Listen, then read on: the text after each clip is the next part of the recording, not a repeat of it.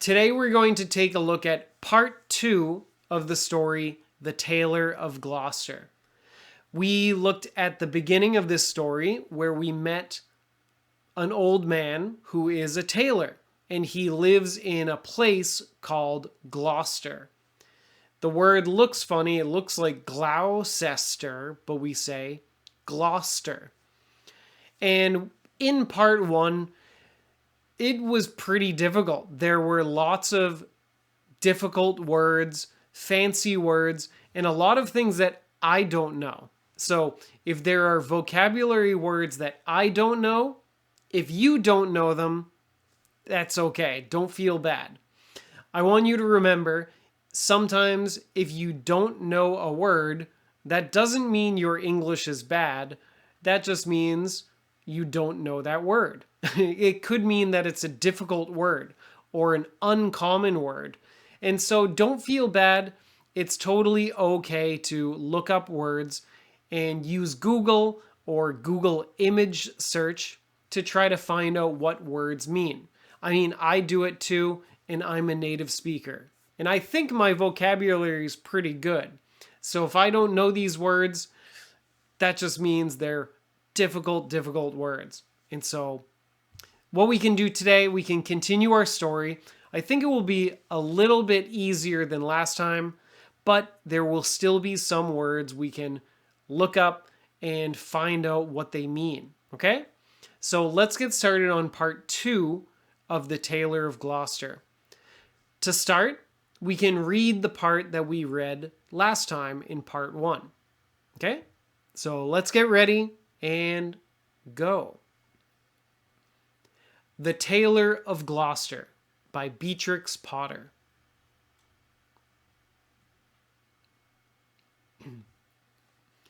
In the time of swords and periwigs, in full-skirted coats with flowered lappets, when gentlemen wore ruffles and gold-laced waistcoats of paduasoy and taffeta, there lived a tailor in Gloucester. The really important part is the last part. There lived a tailor in Gloucester. He sat in the window of a little shop in Westgate Street, cross-legged on a table from morning till dark.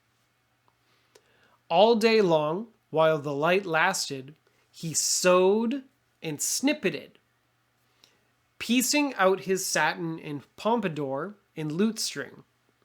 Stuffs had strange names and were very expensive in the days of the Tailor of Gloucester. So this old man sat in the window of his shop and worked.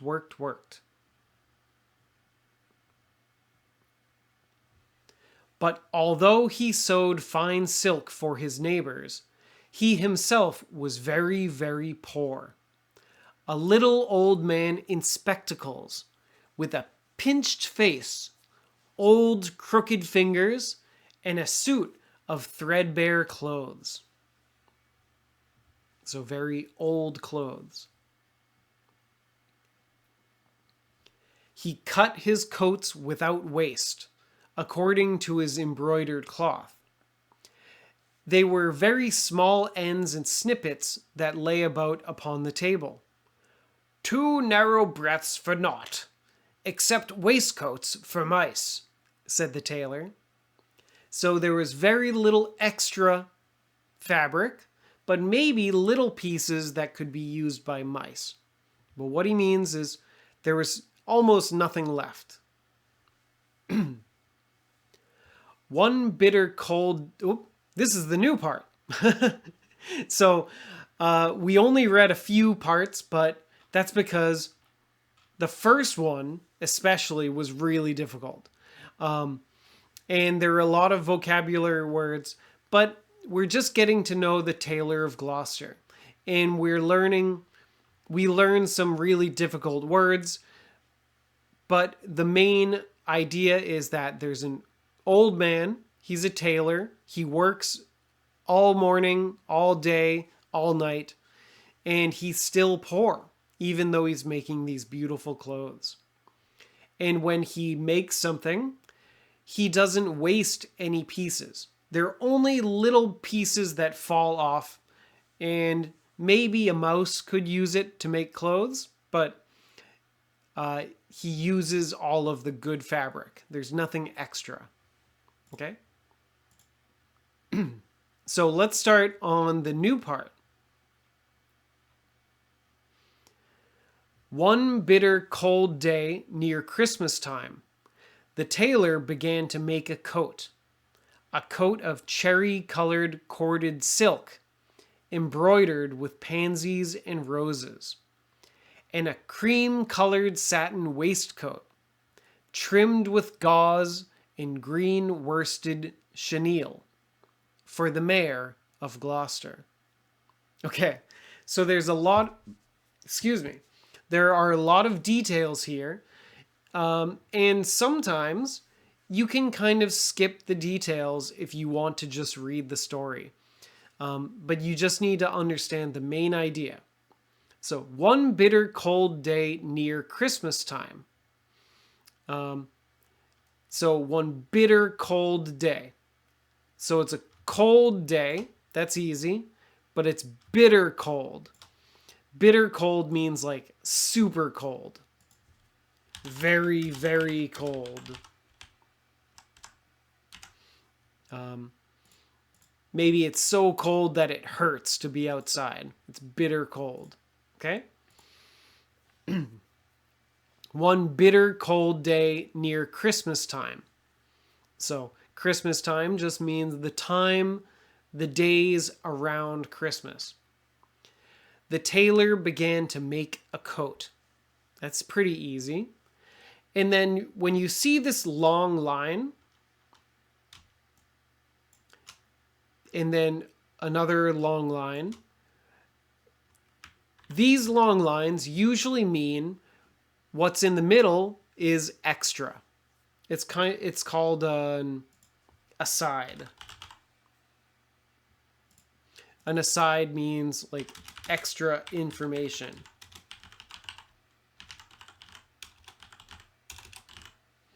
So, because it's extra, let's skip it right now, just so we understand what this section is about. And then we can come back and look at the stuff in the middle. So the most important part is outside of those lines. Let's do here. One bitter cold day near Christmas time, the tailor began to make a coat for the mayor of Gloucester. And that's the most important part of this paragraph. He began to make a coat for the mayor of Gloucester. Now remember, Gloucester is the place where he lives, and the mayor, this word means the leader of a city. Like a president is the leader of a country, a mayor is the leader of a city. Okay? And then that's the main idea. He's making a coat for the mayor. And that's a big, important project, right? And so he wants to do a good job. And so what does he want to make for the mayor? Well, he wants to make a coat. Well, what is the coat like? Here we go with some really difficult vocabulary. A coat of cherry-colored corded silk. Okay. This part's not so bad, I think. So a coat of cherry-colored corded silk. So first up we have it's cherry-colored corded silk. Silk is a material. You should know this word. It's really thin, soft material. Corded means that the silk is in cords. A cord is like a string or like a rope. That means the silk is twisted. It's turned around. Maybe for things like this, Google is our friend, right? So let's take a look. What does corded silk look like?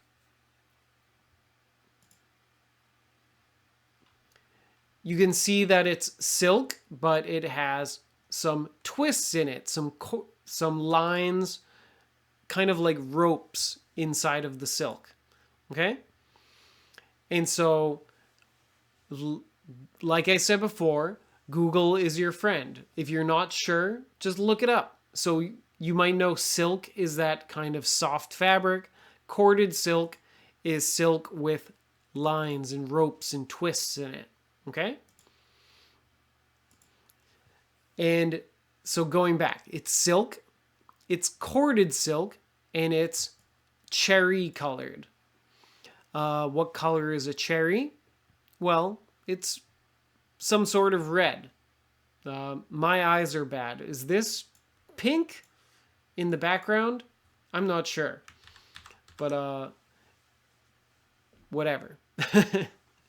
I think this is supposed to be the coat, but I'm not sure. My eyes are bad. I can't see colors very well. But cherry colored might be red, it might be pink, something like that. Okay? So a coat of cherry colored corded silk, embroidered with pansies and roses. Last time we talked about embroidery. You might not remember what that is, but that's okay. But okay, let's take it piece by piece. It's silk embroidered with pansies and roses. Maybe you don't know what pansies are, but you should know what roses are. What are roses? Roses are flowers, okay? And so if roses are flowers, what do you think pansies are? Also flowers, okay? I don't know what a pansy look like, so let's look it up.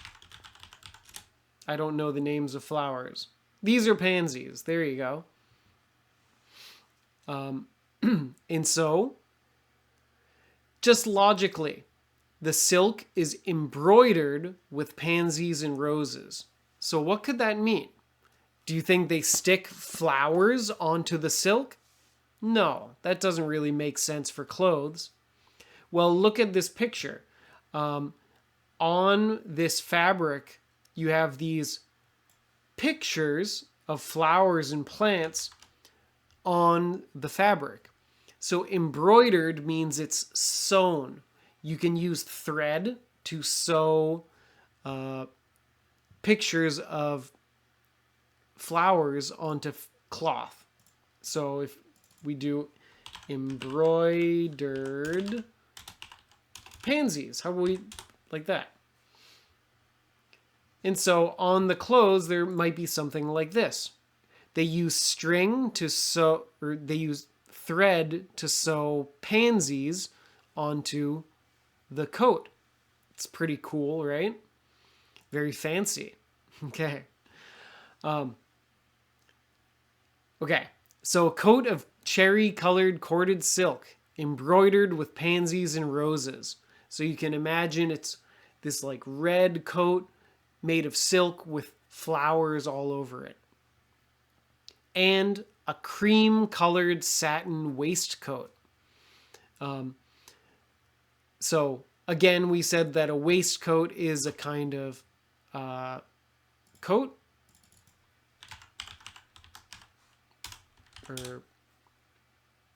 Sorry, it's like a vest. So the coat is on the outside, the waistcoat is on the inside. And so it's a cream-colored satin waistcoat. So the waistcoat is made of satin, another material, and it's cream-colored. What color is cream? It's a little bit white, a little bit yellow, like cream that you put in your coffee. It's that color. Okay? And then, trimmed with gauze and green worsted chenille. Oh, we're getting so tricky. So gauze is like a soft material, and then chenille, I don't really know. Let's see what chenille looks like. Chenille is just another fabric. We're learning lots of fabric vocabulary. But long story short, if you see these lines like this, the stuff in the middle might be extra information. And so, like I said before, the most important part, the tailor began to make a coat for the mayor of Gloucester. And so, lots of stuff in the middle, difficult words, but the important part is about making a coat for the mayor of Gloucester. Okay, let's keep going to the easier part. The tailor worked, and he talked to himself. He measured the silk and turned it round and round, and trimmed it into shape with his shears. The table was all littered with cherry-colored snippets. This is much easier, right? The tailor worked. Saying worked 2 times shows that he continued working. He worked and worked more. Like on and on. Okay?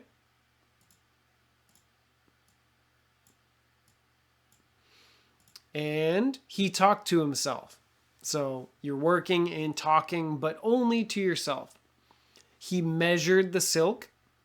So to measure means to see how long. Like, I need 10 centimeters of silk. So you measure it. And turned it round and round. I think we talked about this with Peter Rabbit, but round is like the word around. I don't know if that's too small for you. I can see it. Can you? He turned it round and round. Let's see. That's a little too small.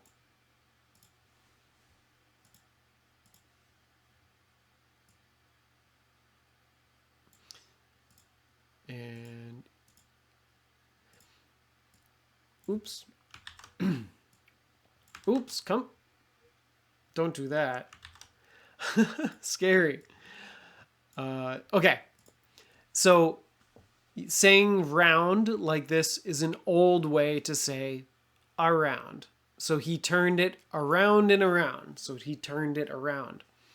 But when this story was written, or maybe it's a British thing, but you turn it round instead of saying around. And trimmed it into shape with his shears. Trim means cut a little bit.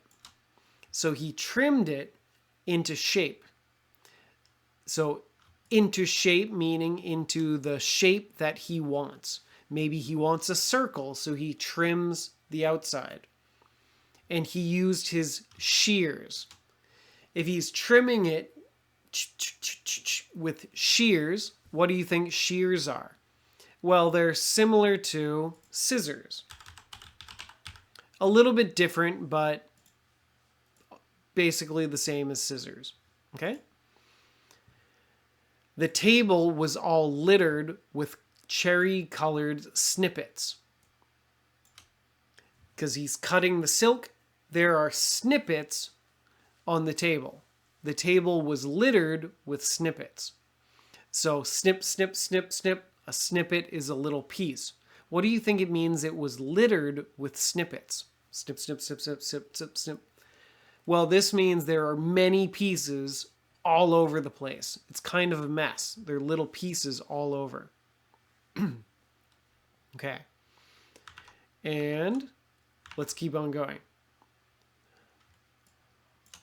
No breath at all, and cut on the cross. It is no breath at all. Tippets for mice and ribbons for mobs. For mice, said the Tailor of Gloucester. So, we looked at this last time. No breath at all.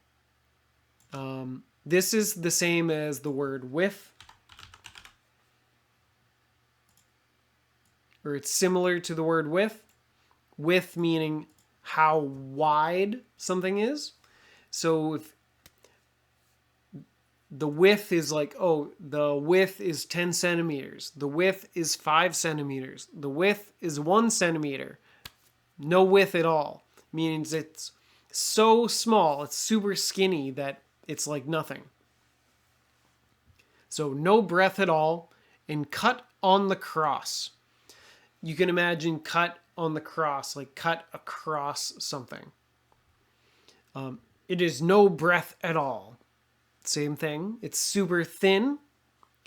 Tippets for mice and ribbons for mobs. Okay. He's saying he's only cutting off little pieces. He's not wasting anything. So only little bits are falling. Tippets for mice. Now, what is a tippet? This is, again, a word I don't really know. I looked it up before, but I forget already. Okay. It could be a women's long fur scarf. But historical. A long, narrow strip of cloth forming part of or attached to a hood or sleeve. So that might mean that on your sleeve, there's a thin piece of cloth on your sleeve. Or if you have a hood that you put on your head, there might be a thin piece of cloth. And I guess it used to be called a tippet. But again, you don't have to know this. It's okay to Google words sometimes, right? Because if I don't know these words, I don't expect you to know them. So don't feel bad Googling. Okay.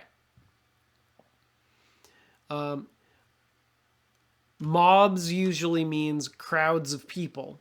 So tippets for mice and ribbons for mobs, like maybe for regular people. For mice. So ribbons for mice as well. Now, this is kind of a weird way of writing. Ribbons for mobs. For mice.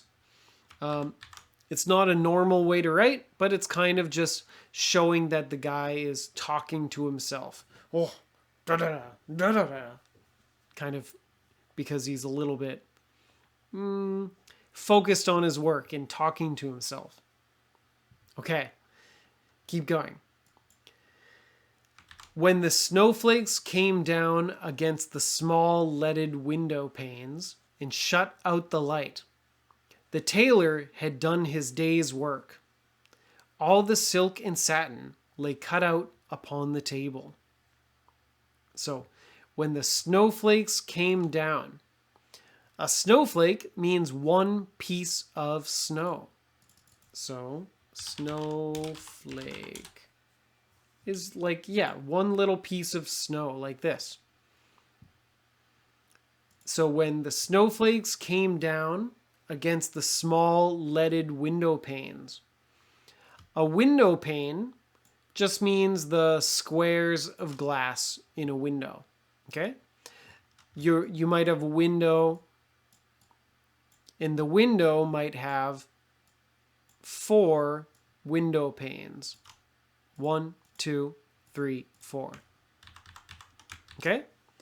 And they're leaded window panes. Lead is a chemical, and old windows were leaded. But that's not anymore, because lead is actually dangerous to use. So people don't use lead anymore. But anyways, when the snowflakes came down against the small leaded window panes and shut out the light. How would the snowflakes shut out the light? Well, snow slowly gets on the window and stops the light. Meaning stops the light from coming into the shop. The tailor had done his day's work. Meaning he finished working for the day. He had done his day's work. All the silk and satin lay cut out upon the table. Silk and satin, remember, are 2 kinds of fabric. Silk, I think you already know, is this soft fabric. Satin is another soft fabric similar to silk, but maybe less thin. Okay? All the silk and satin lay cut out upon the table, meaning he cut the shapes out of the fabric and lay them on the table. Okay? And maybe some of the bits fell to a mouse. Okay. Here we go. So more about the clothing. There were 12 pieces for the coat and 4 pieces for the waistcoat. And there were pocket flaps and cuffs and buttons all in order. For the lining of the coat, there was fine yellow taffeta. And for the buttonholes of the waistcoat, there was cherry-colored twist. And everything was ready to sew together in the morning, all measured and sufficient, except that there was wanting just one single skein of cherry-colored twisted silk. Okay, so remember, he cut all of the fabric and put it on the table. There were 12 pieces for the coat and 4 pieces for the waistcoat.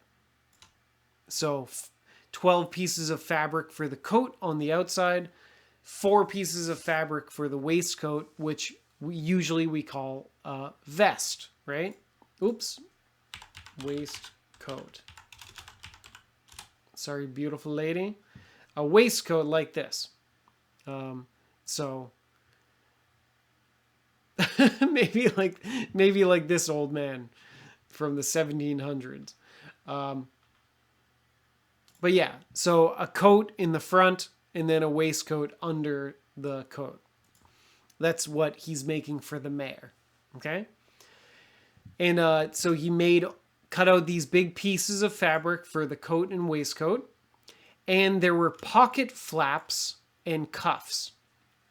Well, a pocket, you probably know, but a flap is like, right in this picture. You can see, can I go just to the picture? Yeah, you can see this guy has pocket flaps. I don't know if you can see my mouse. The guy on the left has pocket flaps. They're little pieces of fabric covering the pockets. Okay? And then there are pocket flaps and cuffs. Cuffs means not on a waistcoat, but on a coat.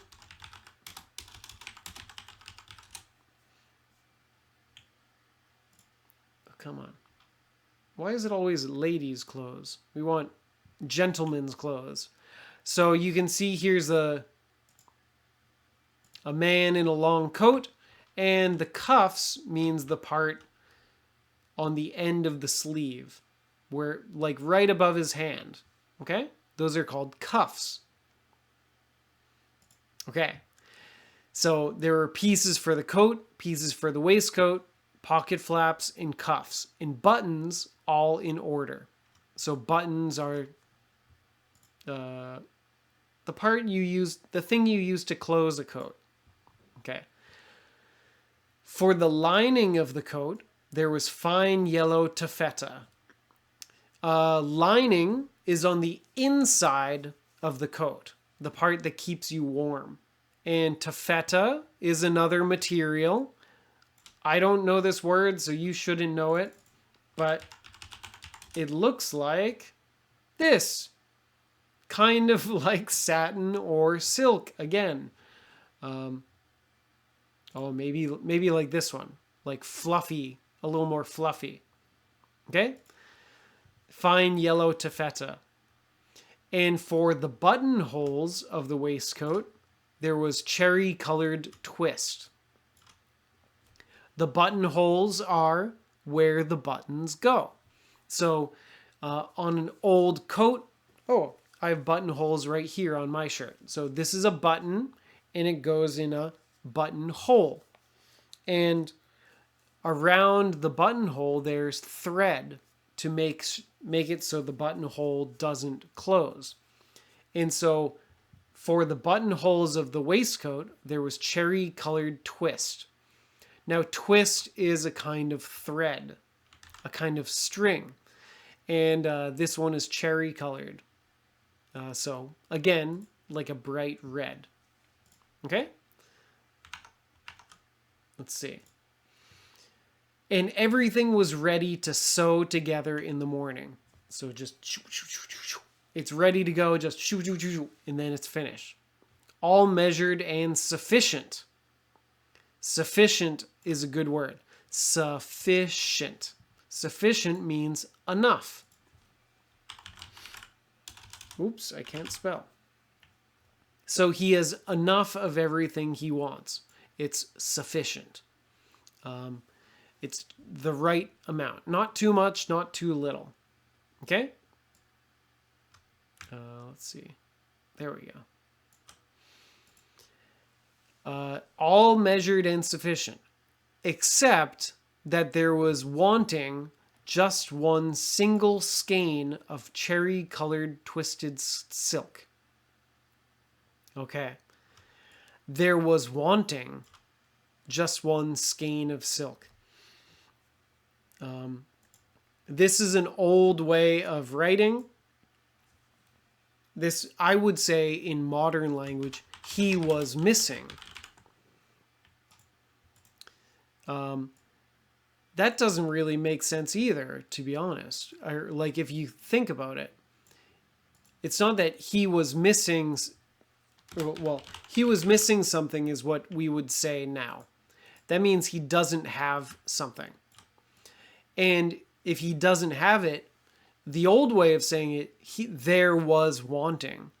It's kind of makes sense too. Like, he wanted something else. He wanted something more. So there was wanting just one single skein of silk. Meaning he wanted it. He needed it. It was missing. He didn't have it. Okay? And what did he not have? He did not have one single skein of cherry-colored twisted silk. So we talked about silk being that material, that fabric. And so twisted silk means silk that's twisted. You turn it. And what is a skein? A skein is like a ball of yarn.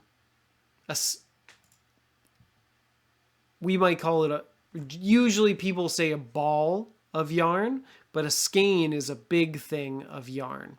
Or, so let's see if we can see a picture of a skein of twisted silk. What does that look like? There you go. So it's kind of like a ball of yarn, but it's a skein of silk. Okay? It's S-K-E-I-N, but it sounds like a long A. Skein. A. Okay. So he's missing one thing of the silk that he wants. So it's almost finished. He's just missing a little bit more. But he goes home for the end of the day. The tailor came out of his shop at dark, for he did not sleep there at nights. He fastened the window and locked the door. Click. And took away the key. No one lives there at night but little brown mice, and they run in and out without any keys. This part's a bit easier, right? The tailor came out of his shop at dark, meaning he left his shop, for he did not sleep there at nights. Here it has the word for, but it means because. This is kind of an old meaning of the word for. We don't usually use the word for like this, but you'll see it in old stories. The tailor came out of his shop at dark because he did not sleep there at nights. makes sense now, right? But you can use the word for.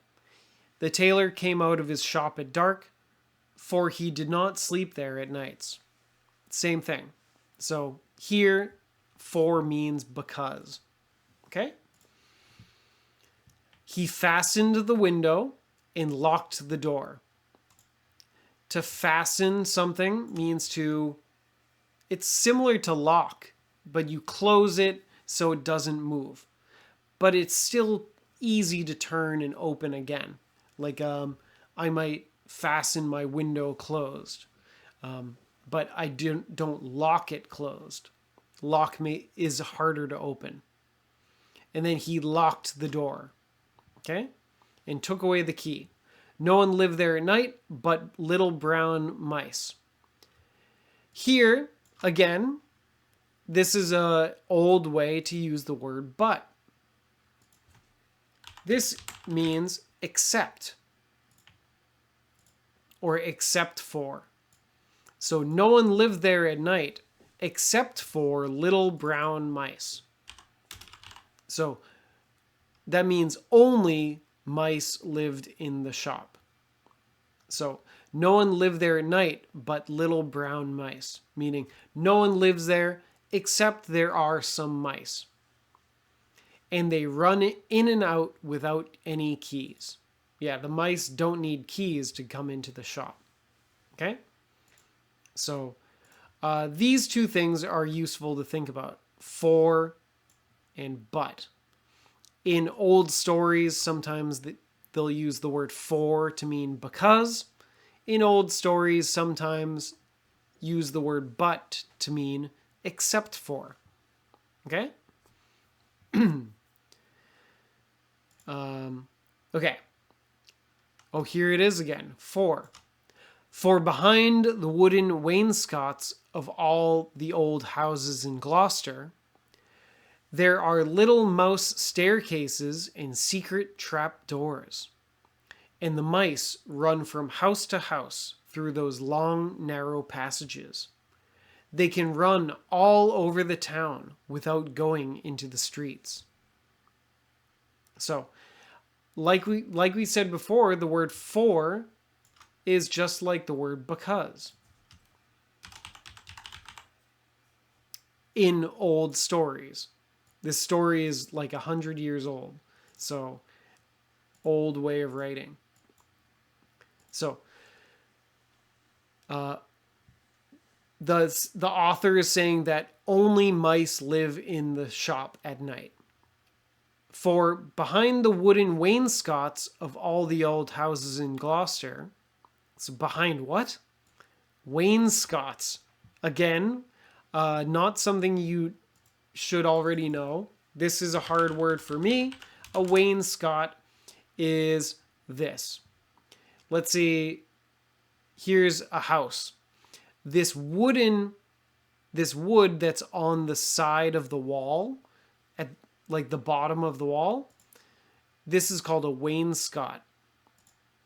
So not something you need to know. I didn't know this word before reading the story. But in the story, it's saying, behind the wooden wainscots of all the old houses in Gloucester. So the old houses in Gloucester have wood on the wall like this, and the mice live behind it. Okay? Behind the wooden wainscots of all the old houses in Gloucester, there are little mouse staircases and secret trap doors. Staircases just means stairs, and trap doors means secret doors. And the mice run from house to house through these long, narrow passages. A passage is like a path, or maybe a tunnel. It's sort of like a tunnel, or a hallway. A hallway could be a passage too. Okay? They can run all over the town without going into the streets. That's pretty easy. So they can run from house to house in the walls, behind the wainscots, and go into other people's houses. Okay. Whew. Let's see. How much more do we want to do today? Let's see. Oh, he looks so sad. Let's do maybe 2 parts. Maybe we can meet his cat and then we can call it a day. So let's keep going. But the tailor came out of his shop and shuffled home through the snow. He lived quite nearby in College Court, next to the doorway to College Green. And although it was not a big house, the tailor was so poor he only rented the kitchen. He lived alone with his cat. It was called Simpkin. Okay. But the tailor came out of his shop and shuffled home through the snow. Now, he's an old man, and he shuffled home. Now, what do you think shuffled means? Well, what is he doing? Clearly, he's walking home. But he's an old man, and it's snowing. How do you think he's moving? Well, he's shuffling. To shuffle means you're maybe moving slowly, your feet are not walking smoothly. Let's see. Walking in a messy way? Or like walking and with short steps, I think. Usually it's with like short steps. And maybe your steps are quick. Okay? Because he's old and it's snowy and it's uncomfortable to walk. Okay? But you can just imagine shuffled is another way to say he walked home. But you can figure that out, right? He came out of his shop and he shuffled home. Okay, shuffled means something like walked. He lived quite nearby in College Court.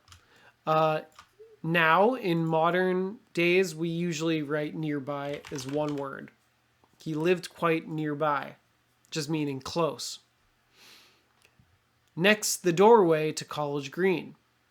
In modern times, we would say next to, right? Next to the doorway. But again, these are little things that they might look funny. Next the doorway to College Green. That looks weird, but you can figure out what they're trying to say. And although it was not a big house, the tailor was so poor, he only rented the kitchen. So he lives in a house, but he doesn't rent the house, he rents the kitchen. Just one room. Okay? Poor guy. He lived alone with his cat, and it was called Simpkin. Okay, we get to meet his cat, Simpkin. Okay. And I think maybe we could stop here with this cute picture of Simpkin. Well, because we'll get into meeting Simpkin, but then the instructions for Simpkin are a little bit difficult too. Oh, this whole story is a little bit difficult. Okay, so next we'll get to see the tailor goes home and talks to Simpkin. And he asks Simpkin for help. He sends Simpkin out with some money to go help him get stuff. What? You can't give money to a cat? Well, yes, you can if your cat is Simpkin. And then later we'll see, oh, the mice dress up nice. And then even Simpkin is dressed up nice wearing a cat. Sorry, not wearing a cat. Simpkin is wearing a coat. And Simpkin went shopping for the tailor. That's really cute, right? So we'll get to meet some mice in some cute clothes. We'll get to meet Simpkin in in a coat with lots of stuff that he bought at the shop. Okay? So this story is really tricky. I think it's tricky. You probably think it's tricky, but I hope you are enjoying it. And I want to hear from you what you think about it. Is it too difficult? Is it interesting to try to read something this challenging?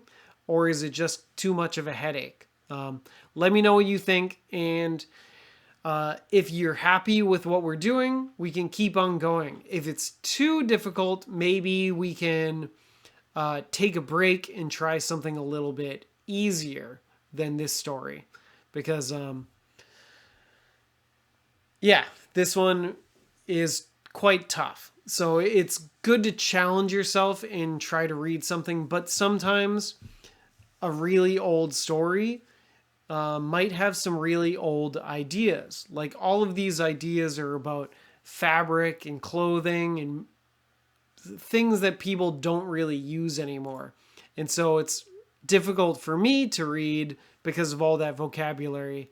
And then it's even more difficult for you. So, if you think it's interesting and fun to try to work through it together, we can keep on doing it. But let me know what you think, and we can decide next time, okay? So let's stop here for today. Thank you so much for joining me. I hope you had a good time. I hope you learned something new, even though it's tricky. And I always appreciate you joining and hanging out. So thank you very much. Have a good weekend. And happy long weekend, right? Okay. Thank you, everyone. See you next time. Bye-bye.